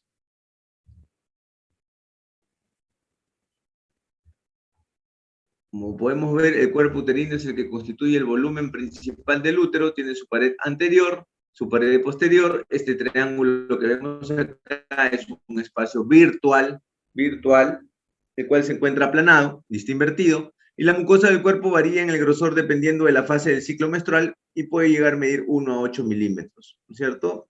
Hablamos ya previamente del grosor endometrial o el tejido endometrial, que va a ir variando en tamaño según la etapa en la que se encuentra en el ciclo menstrual. A la inspección visual tiene aspecto liso, anaranjado, siendo habitualmente más grueso en el fondo. Este es un gráfico, bueno, del Néter, donde podemos ver las estructuras intrapélvicas. Siendo sincero, son gráficos hechos a la perfección. Cuando uno está en la realidad o ante una cirugía, no se ve tan claro las estructuras, tan nítidos, que eso lo van adquiriendo conforme van adquiriendo mayor experiencia en ver pelvis reales, ¿no es cierto?, en cirugías, como la laparoscópica, por ejemplo, pero nos va a ayudar bastante para definir las estructuras como tal. Ligamento redondo, trompa, ligamento útero-ovárico, del útero al ovario, ligamento útero-ovárico, ovario. Todo lo que vemos de amarillo en esta zona se llama ligamento ancho, todo lo que está por debajo, retroperitoneo, todo lo que está por encima, que es lo que estamos viendo, preperitoneo. En el retroperitoneo se van a introducir unas ciertas estructuras, principalmente de irrigación, como son la ilíaca interna y ilíaca externa, que lo vamos a ver posteriormente. Acá tenemos los ligamentos uterosacros. Como les mencioné cuando les mostré el video de la pelvis, vejiga hacia adelante, útero al medio, recto hacia atrás, ligamentos uterosacros. Que debajo de estos ligamentos uterosacros pasa un plexo importante que le da una inervación importante a la pelvis, y que después se los voy a mencionar. Y a este nivel, en forma lateral, a la altura de los úteros sacros, pero en forma lateral, por debajo del peritoneo, en el retroperitoneo, tienen los ligamentos de McEnroe o ligamentos cardinales. Tenemos la aorta, con la bifurcación de la aorta, que se da a la altura de la cuarta vértebra lumbar, ¿no es cierto? Y tenemos lo que es las ilíacas primitivas, que al final me va a acabar dando lo que es la ilíaca interna y la ilíaca externa. Y irrigación importante también para el útero es el infundíbulo pélvico. Entonces el útero tiene dos irrigaciones importantes como tal, que es la uterina que llega a este nivel, a nivel del istmo, y se va a dividir en uterina ascendente y uterina descendente. Igual por acá, llega por el retroperitoneo por debajo a este nivel del istmo y se divide en arteria uterina ascendente, arteria uterina descendente. Y la otra irrigación importante que tiene el útero es la del infundíbulo pélvico como tal. ¿Por qué es importante conocer ambos reparos anatómicos desde el punto de vista circulatorio?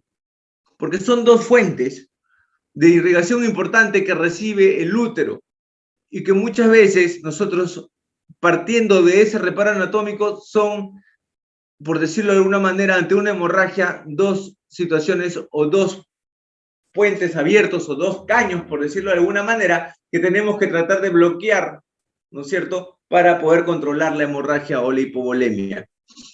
Y bueno, por encima de estos y un poquito ya en planos más profundos, encontramos lo que es la aorta ilíaca primitiva y ilíaca interna como tal, ¿no?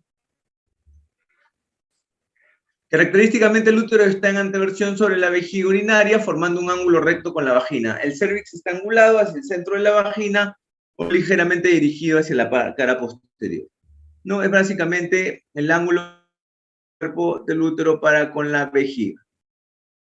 Por eso se le conoce como la mayoría de úteros anteverso, y hay también retroversos en la cual el cuerpo del útero está orientado más hacia la parte posterior con respecto al eje que pueda tener con la vejiga. Las trompas, vamos a verlo acá mejor en el gráfico, tenemos la fimbria, ¿cierto? El infundíbulo tubárico, la ampolla tubárica donde se da predominantemente la conversión de módulo blastocisto hasta que ya cae dentro del útero y se da como blastocele el embrión, y también donde se da la mayor cantidad de embarazos ectópicos cuando hay problemas tubáricos como una hipomotilidad o una ausencia de la motilidad de las fimbrias debido a diferentes circunstancias, el istmo como tal, y la parte corporal de la trompa que es donde ingresa esta al cuerpo del útero. Por dentro, ese orificio se llama ósteo. Y vamos a hablar ahora de lo que es la irrigación y la musculatura de la pelvis. Ya hemos podido mencionar algo de músculos, hemos podido mencionar algo de irrigación. Vamos a meternos ya en un plano profundo para poder ubicarnos respecto a lo que venimos diciendo. Tenemos el músculo crural, el músculo psoas-ilíaco, ¿no es cierto? Este es el hueso sacro, la cresta ilíaca, ¿no es cierto?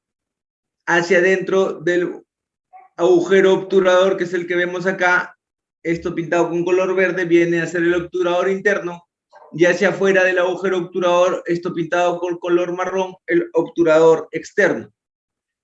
Este músculo pintado con color verde oscuro es el músculo piramidal, ¿cierto?, que va del hueso sacro, de la cara interna del hueso sacro, al trocánter mayor del fémur, que está por detrás.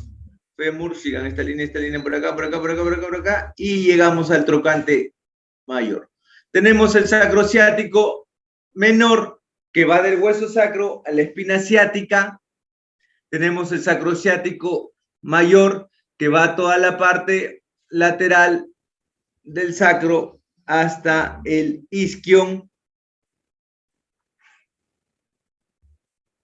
La escotadura ciática menor, la escotadura ciática mayor. ¿Cierto? Entonces, ya vimos musculatura asociado a estructuras óseas, nos ubicamos un poco mejor porque ya vimos la pelvis ósea como tal.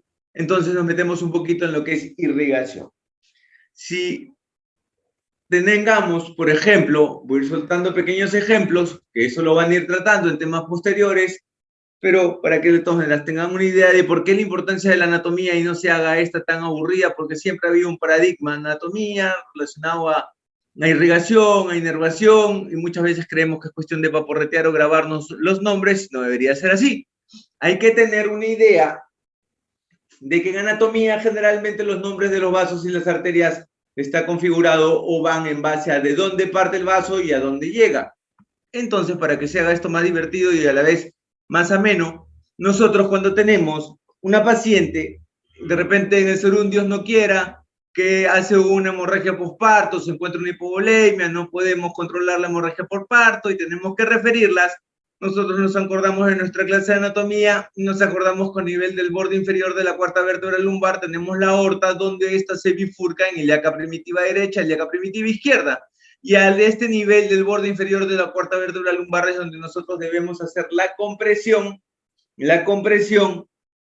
de la aorta para de esta manera tratar de evitar la mayor cantidad de sangrado de irrigación que llega en la pelvis y poder hasta cierto punto poder retener un poco el sangrado y que nos llegue nos dé plazo para poder llegar a un sitio de mayor capacidad resolutiva en la que podamos estar. Es una maniobra descrita, aprobada y que tiene que ser un recurso cuando se refiere a un paciente por shock hemorrágico, basado en este reparo anatómico. También tenemos que la aorta como tal, hay una rama directa que sale hasta el coxis, donde se encuentra la glándula coxígea, que le va a irrigar. Bueno, toda esta arteria en su recorrido se llama sacra media. De la sacra media, vamos a ver que salen colaterales como tal, a nivel de la quinta vértebra lumbar. Quiere decir que ¿quién irriga la quinta vértebra lumbar? Las colaterales de la sacra media, y también me da ramas para los agujeros de conjunción. Y a nivel de la aorta misma como tal, me da ramas laterales y también me da ramas dorsoespinales, pero dense cuenta que estas ramas laterales o dorsoespinales salen de la propia aorta como tal. Sin embargo, ojo, ramas laterales, ramas dorsoespinales que salen de la propia aorta como tal a nivel de la cuarta vértebra lumbar. Y a nivel de la quinta vértebra lumbar ya no sale de la aorta las colaterales, salen de la sacra media, que es rama directa de la aorta y que llega al coxis, y que en su trayecto a nivel de los agujeros de conjunción sacros también me da a dar irrigación para cada agujero de conjunción sacro, donde se van a anastomosar con otro vaso. Posteriormente lo vamos a ver. Entonces nos vamos ahora para las ilíacas primitivas. Vamos a agarrar una de estas, vamos a agarrar la arteria ilíaca primitiva derecha y vamos a ir desglosando. Tenemos la ilíaca primitiva derecha que me va a dar dos troncos, la ilíaca interna y la ilíaca externa. La ilíaca interna me va a dar un tronco posterior de donde va a salir la arteria glútea. Y como sabemos, los glúteos están hacia la zona posterior de la pelvis, como ya les mencioné en la pelvis ósea, y hacia ahí va a ir la irrigación del tronco posterior de la ilíaca interna, que va a ser la arteria glútea. Le damos la vuelta a la pelvis, a este gráfico que hemos estado viendo acá, lo giramos y tenemos el glúteo inferior, medio, perdón, el glúteo menor, medio y mayor. Este glúteo mayor tapa todo esto. Acá está, digamos, remangado, recorrido, pegado hacia la izquierda para poder ver la irrigación. Entonces acá vemos que la arteria glútea está saliendo. ¿Por dónde? La arteria glútea se metió por la escotadura ciática menor, por encima del músculo piramidal y se fue hacia la parte posterior. Y acá vemos, sale por encima del músculo piramidal y me da irrigación a todos los músculos glúteos. Acá tenemos el sacrociático mayor en su cara posterior. Esto de acá, el sacrociático menor, visto desde atrás. Todos estos son los músculos femorales posteriores, vasto externo, coracial, bíceps, membranoso, semimembranoso. Continuemos. Y del tronco posterior de la ilíaca interna me va a dar dos ramas colaterales. Acá vimos la glútea, pero también directo me van a salir dos ramas colaterales, que son, ojo, miren el nombre, iliolumbar. Iliolumbar, claro, se va hacia el hueso ilíaco, ilio, y hacia la zona del crural lumbar, hacia arriba. Por eso se llama iliolumbar.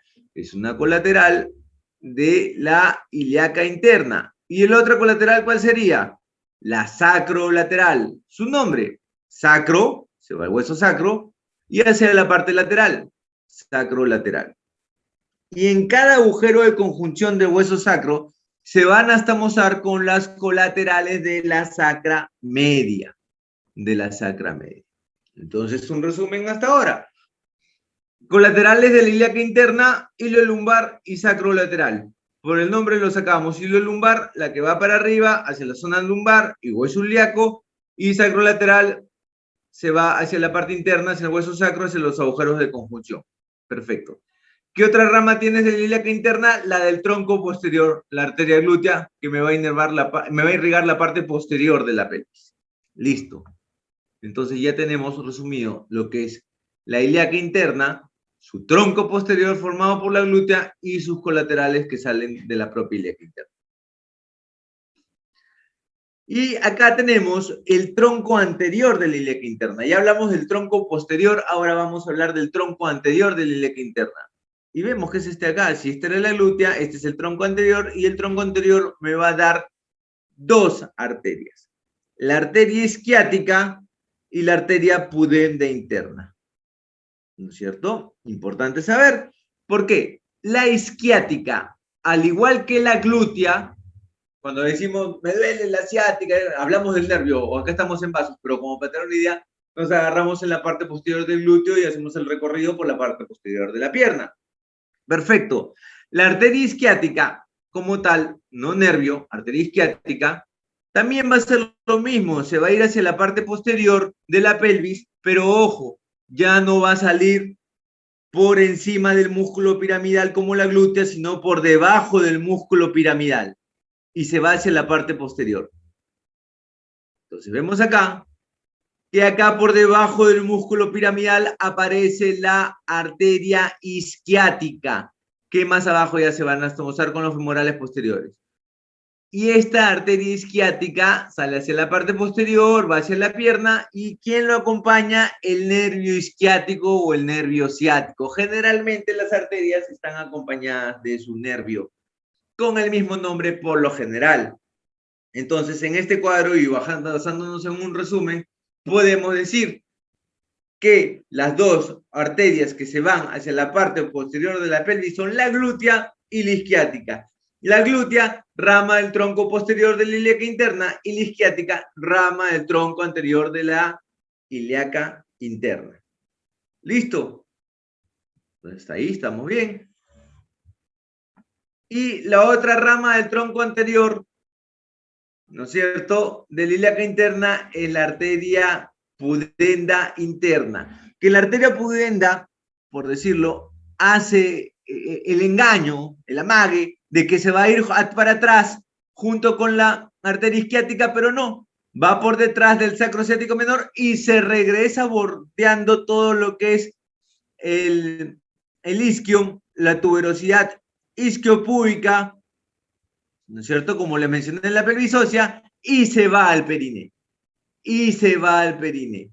Entonces, la rama del tronco anterior de la ilíaca interna, la única que no se va para la zona posterior de la pelvis, y que pareciera que va a ir, pero vuelve a girar para meterse hacia fuera de la pelvis, no hacia la parte interna, es la pudenda interna, que me va a acabar irrigando todo lo que es la zona del periné y vulva portal, por consecuencia. Y, importantísimo, de la ilíaca interna, para ser más preciso, una colateral del tronco anterior de la ilíaca interna es la arteria obturatriz. La arteria obturatriz. Nosotros tendemos muchas veces a decir, no, rama de la uterina, ¿rama de quién es? De la ilíaca interna, sí, pero se trata de ser un poco más preciso. La obturatriz es rama colateral del tronco anterior de la ilíaca interna. Y esta arteria obturatriz va a atravesar el agujero obturador y se va a meter a lo que es los órganos intrapélvicos. En este caso me va a dar la arteria uterina a nivel del útero como tal. Y acá en el gráfico también tenemos la ilíaca externa, que me da su rama, que ya se va hacia la parte abdominal, que es la epigástrica, ¿no? La epigástrica, rama de la ilíaca externa. Muy bien, entonces hasta ahí nosotros hemos visto lo que es irrigación intrapélvica. Entonces, si nos vamos al gráfico del Netter, donde les mencioné que se veía todo más definido, las estructuras anatómicas, por decirlo más bonito, perfecto. Ya tenemos la irrigación del retroperitoneo, aorta, ilíaca primitiva, ilíaca interna, ilíaca externa, cada uno con sus ramas, las que se van hacia la parte posterior de la pelvis, las que se van a la parte interna de la pelvis, así como sus colaterales. Entonces ya vimos lo que es irrigación pélvica, musculatura, pelvis ósea, y nos metemos al útero como tal, como parte de un órgano importante, y que vamos a ver durante todo este curso, de lo que es la pelvis verdadera. Entonces vemos que acá la arteria uterina, rama de la arteria obturatriz, que es una colateral del tronco anterior de la ilíaca interna, a nivel del istmo, me va a dar una rama ascendente, que es la arteria uterina ascendente, y me va a dar una rama descendente, arteria uterina descendente. La arteria uterina ascendente como tal va a ir por la parte lateral del útero. Acá tenemos la otra arteria uterina contralateral, derecha e izquierda, y una vez que llega a la altura del el cuerno o donde se inserta la trompa, se van a estamosar con la arteria ovárica, rama de la arteria aorta, ¿cierto? Y a toda esta zona, ¿no es cierto? ¿Cuál va a llegar? ¿Qué irrigación importante les dije? El infundíbulo pélvico. Entonces, acá podemos ver ya en el útero como tal que el útero tiene dos irrigaciones importantes, que es la arteria uterina y el infundíbulo pélvico. Importante porque muchas veces hay eventos quirúrgicos en los cuales uno tiene que realizar una histerectomía de emergencia de repente para controlar una hemorragia, y a veces hay situaciones que se dan en las que puede darse una hemorragia residual o a veces seguir sangrando, depende de la situación en la que se entre a reoperar ese paciente, y muchas veces uno tiene que reintervenir. Entonces, antes de irse de repente a una cirugía de salvataje como una ligadura hipogástrica, que como hemos visto en la anatomía se encuentra en el retroperitoneo, y muchas veces va a ser un poquito difícil buscarlo según las situaciones en las hemodinámicas en las que entremos a reoperar a ese paciente, podríamos revisar estos cabos de irrigación muy importantes como son la uterina y el infundíbulo. La arteria uterina ascendente del lado derecho con respecto a la arteria uterina ascendente del lado izquierdo se anastomosan por medio de las arterias arcuatas. Y de las arterias uterinas descendentes me van a salir ramas importantes como son las cervicales y las arterias vésico-vaginales. Las arterias cervicales y las arterias vésico-vaginales son arterias de gran capilaridad, bastante flujo sanguíneo, muy vascularizadas, muy ramificadas, que tienden muchas veces a sangrar bastante en pacientes de repente que hay un desgarro grado 3, grado 4, y es importante conocer la anatomía porque sabemos que se ramifican, empiezan a ramificar a este nivel ramas de la arteria uterina descendente, y de repente uno tiene que empezar a controlar el sangrado desde esta zona, pegado al cuello uterino y no de la parte de abajo. Importante tener en cuenta, y a lo que voy con la información que les estoy dando, es que basándose en los reparos anatómicos de lo que es hasta ahora estructuras musculares, estructuras óseas, estructuras circulatorias, nosotros vamos a poder manejar la emergencia, sea obstétrica o sea ginecológica. Y nos metemos dentro del útero, de la pelvis, entramos al útero en su parte externa, ahora entramos mediante un corte axial dentro del útero como tal, y tenemos la arteria arcuata anterior, la arteria arcuata posterior, y de las arterias, a ver, el corte axial, arteria uterina, ¿no es cierto?, de un lado derecho, la arteria arcuata anterior, la arteria arcuata posterior. Se supone que para este lado tenemos la otra mitad del útero, que es lo mismo, ¿no es cierto? Entonces, por eso les dije que la arteria arcuata, tanto la anterior como la posterior, me van a estomosar la arteria uterina derecha con la arteria uterina izquierda. Hasta ahí estamos, perfecto. A nivel del miometrio, la arteria uterina arcuata me va a dar ramas como las arterias basales y las arterias radiales. Basales, radiales. Y que a nivel del endometrio, que es donde está esta línea punteada, se va a llamar arterias espirales. Espirales. Perfecto. A nivel miometral, las arterias radiales y basales, de esas dos, las únicas que van a sufrir cambios cuando hay una gestación, porque tienen que aumentar su volumen, su capilaridad, para que le llegue más sangre a la placenta, ¿no es cierto? Y se llame vellosidades coriales y por lo tanto más sangre al feto, son las arterias radiales a nivel miometral. Y a nivel endometrial, las arterias espirales en su totalidad ofrecen todo el cambio en cuanto a vasodilatación, pérdida de la capa muscular, pérdida de la capa fibrinoide para aumentar su diámetro, vascularidad y llegada de sangre al trofoblasto placenta y por lo tanto al feto. Las arterias espirales también sufren propios los cambios cíclicos durante el ciclo menstrual para después se dé la menstruación. Entonces, ya saliendo un poquito del tema de lo que es la irrigación, vamos a entrar al tema de la inervación. En cuanto al tema de la inervación, no hay que hacernos un mundo.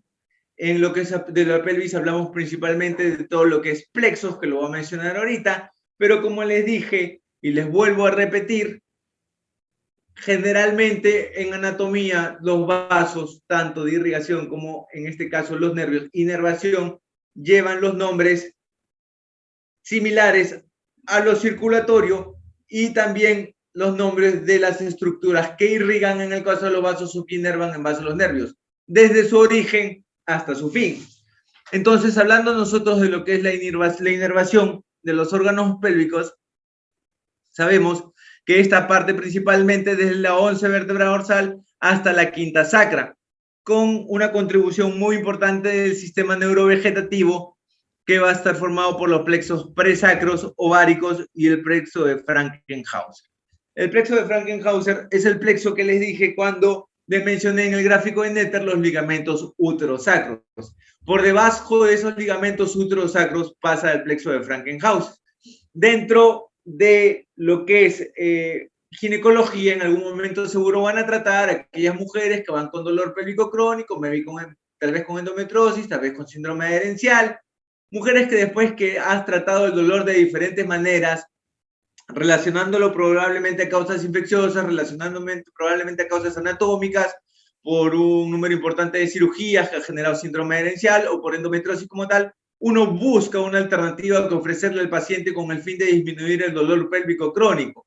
Y dentro de eso existe lo que es la ablación del ligamento úterosacro en forma laparoscópica. Para eso quemamos el ligamento úterosacro y después lo cortamos porque sabemos muchas veces que debajo de ese ligamento pasa lo que es el plexo de Frankenhauser. ¿Estamos? Y vamos a disminuir el dolor pélvico solo en un 40%.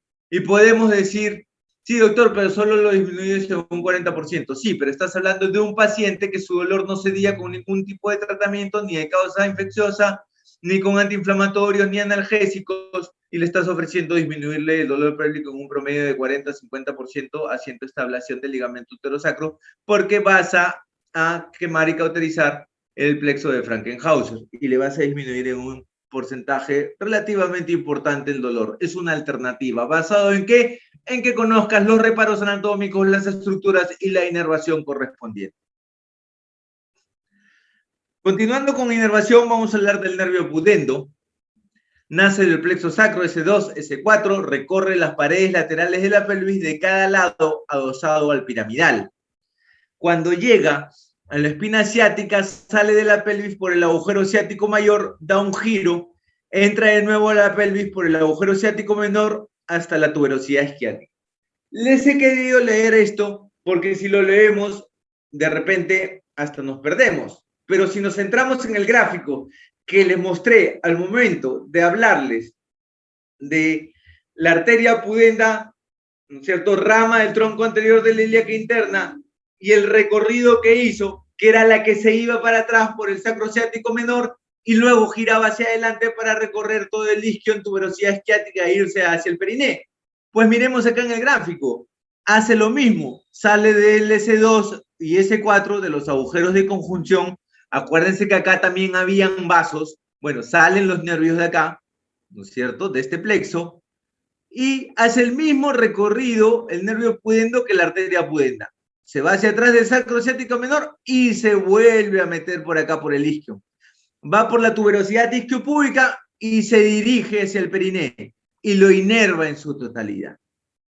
¿Estamos? Es el mismo recorrido que hacía la arteria pudenda, entonces no tenemos por qué perdernos, ¿no es cierto?, en su recorrido. ¿Y por qué es importante el nervio pudendo? Porque cuando no hacemos una adecuada reparación o episodiografia del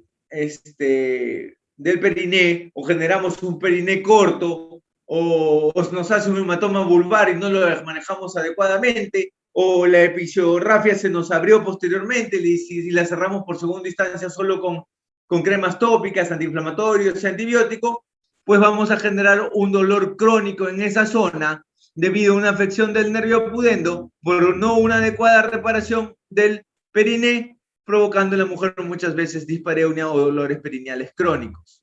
Dispareunia, dolor con las relaciones sexuales, deteriorando la calidad de vida de esta paciente. Ramas ramas perineales profundas y superficiales, ramas de la pudenda, estamos en inervación, que me va a inervar planos superficiales y profundos, tejidos subcutáneos de la vulva, músculos del plano superficial del periné, piel, porciones internas de los labios, y así como también el resto del vestíbulo. Tenemos la rama hemorroidal inferior, esfínter externo del ano y piel, y el nervio dorsal del clítoris. Todas esas son ramas del pudendo, y aquí está todo lo que inerva el nervio pudendo, que se los comenté y se los he mencionado. No hay nada nuevo en este gráfico que no les haya dicho. Y bueno, eso sería todo en cuanto al tema de lo que es el anatomía pélvica. Quiero mostrarles un último videito. Antes de culminar, quiero que vean acá, solo para que tengan una idea de lo que les he mencionado. Salí. Ven.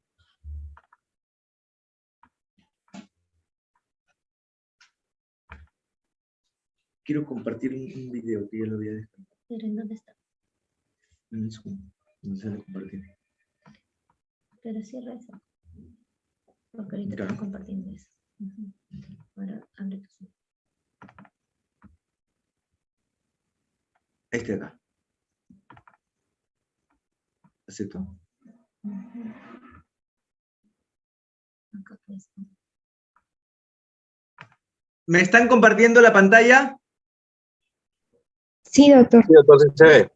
Perfecto. Bueno, muchachos, esto es a lo que quería llegar. Después de que hemos hablado de la clase de anatomía, donde vemos todos los gráficos del NETRE, diferentes gráficos que le he bajado, donde se ve todo, los reparos más claros, más fácil para aprender. Pero la realidad es lo que les estoy mostrando ahorita. Esto es un video de una pelvis corto, muy puntual, pero que no tiene patologías.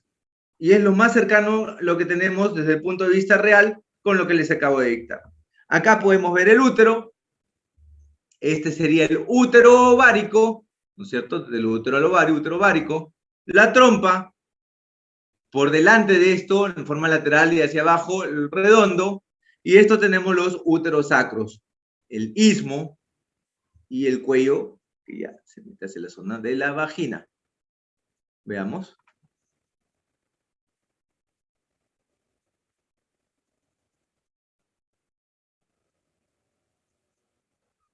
Perfecto. La zona ampular de la trompa, donde se dan la mayoría de embarazos ectópicos, y esta zona suelta viene a ser la fímbrea. Este vaso que se encuentra por debajo de este tejido es la ilíaca externa. Y esta irrigación que viene por acá hacia el anexo, ¿cierto? Infundíbulo.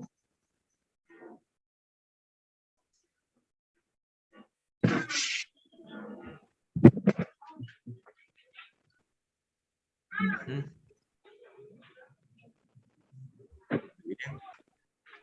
La otra parte que quiero que vean. Un segundito.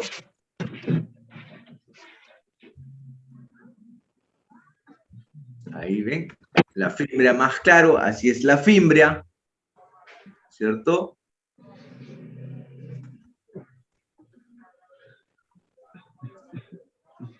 Ahí está, clarito, el útero sacro del lado derecho. Por debajo pasa el plexo de Frankenhauser. Esta zona es la que se quema y se corta cuando queremos tratar de los problemas crónicos. De esa manera, obvio que esta es una pinza Kelling de hemostática. No es una pinza bipolar. Está desplazando el intestino. Las fímbreas, hay un poco de sangrado.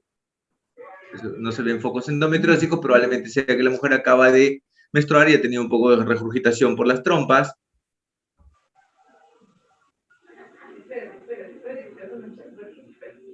Y bueno.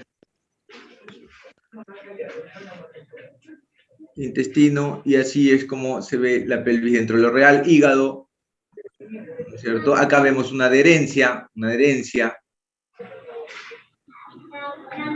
pero como ves, ya es más parte del abdomen superior que intrapélvico. Muy bien. Bueno, doctores,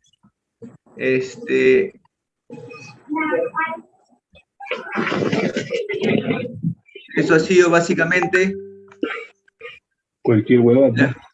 la exposición del día de hoy. ¿Dudas, preguntas? ¿Todo claro?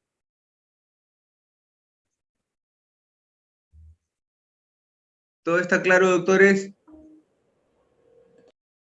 Sí, doctor, todo claro. Perfecto. Doctor.